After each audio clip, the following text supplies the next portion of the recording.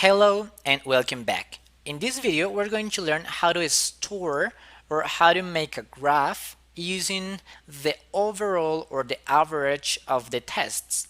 So for this, we're going to go to the configure section, or before doing it, let me show you what happens when you do a Maven test. What happens behind the scenes is that Maven, let me look for test, it's actually generating a report, and in that report is an XML file with all the information of the tests. And you can find that folder in here. So let's go to our container. Remember that I am inside of the container. If we go to this full path, remember that this is the workspace where everything happens inside of the job. So let's copy this. And if we go to target and then File reports, cd File reports, you're going to find out an XML file, which is the result of your tests. So remember that from here, we actually can reach this target folder in the root because the workspace is the root for this job. So for example, let me go back. This is actually the root of your workspace.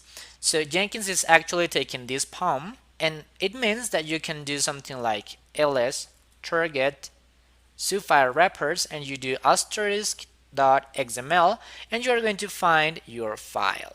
So this is a relative path, and we can use it because remember that the job execution is in this folder when the execution is happening. So we're going to copy this path because here is the file with the report. So we're going to copy that, and we're going to configure our job. Let's add a post build actions, and this action is going to be publish the JUnit test report.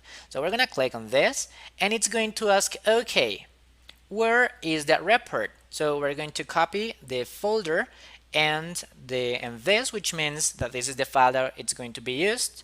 So it's actually going to take this file and create a graph using this. That's it, pretty simple.